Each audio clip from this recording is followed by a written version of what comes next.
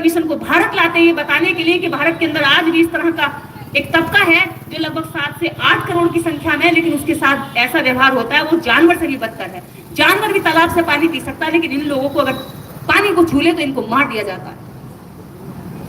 Baba Saheb Simon commission का गठन करके यह बुलवाते हैं, लेकिन गांधी उनके खिलाफ आंदोलन चलाते, उन्हें भगा देते और कम्युनल अवार्ड साइमन कमीशन की बैठक में मिल जाता है 1932 में 2 वोट का अधिकार। लेकिन यरवदा की जेल में मिस्टर गांधी अनशन पर बैठ जाते हैं। मैं बुद्ध से आपको अंबेडकर तक क्यों लेकर आई हूं? क्योंकि मरे हुए बुद्ध को जिंदा करने का काम बाबा साहब अंबेडकर ने किया, जिसको भारत में खत्म जैसा ही कर चुके थे। फिर बाबा साहेब ने कहा कि मिस्टर गांधी कहते हैं कि तुम अंबेडकरों के असली लीडर नहीं हो, मैं दलितों का असली लीडर हूं, मैं आदिवासियों का असली लीडर हूं।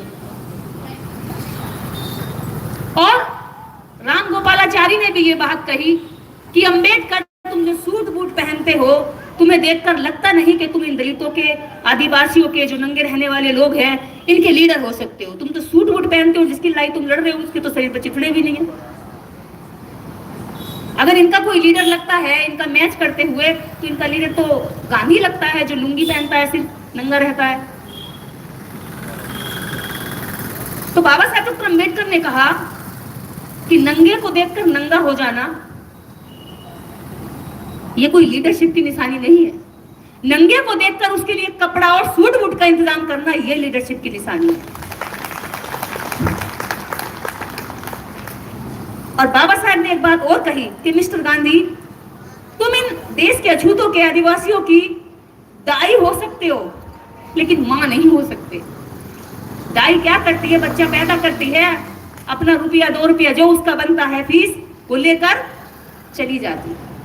लेकिन मां क्या करती है? उसके बाद भी उस बच्चे को बड़ा करती है, उसका लेटरिन पेशाब साफ करती है, उसकी नाक साफ करती है, उसे नहलाती है, धुलाती है, शिक्षा दीक्षा, पढ़ाई लिखाई, उसके पूरे जीवन की गारंटी और सुरक्षा लेती है, सुरक्षा की गारंटी लेती है। तो बाबा साहब डॉक्टर अंबेडकर ने कहा कि मिस्टर गांधी, तुम इन अछूतों की, आदिवासियों की, दलितों की नर्स हो सकते हो, लेकिन मां नहीं हो सकते।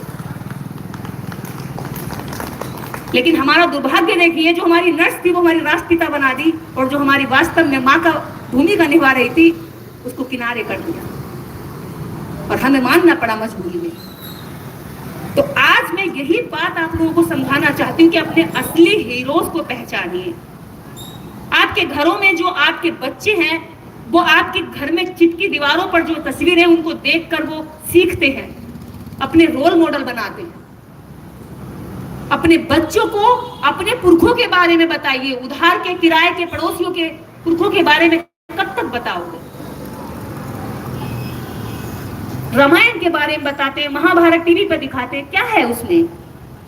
एक स्त्री का चीर हरण हो रहा है, लेकिन बुद्ध धर्म की किसी कथा में भी किसी महिला के आंचल को हटाने की कथा नहीं है कहीं भी।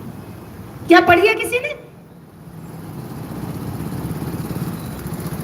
रामायण में किसी एक व्यक्ति के बाहर वाले के कह देने से राम का किरदार बताते हैं कहानी में कि वो अपनी पत्नी से अग्नि की परीक्षा लेता है, एक औरत को अग्नि में भेजता है। क्या बुद्ध धर्म में ऐसा है? क्या अंबेडकरवाद में ऐसा है? क्या संविधान में ऐसा है? नहीं।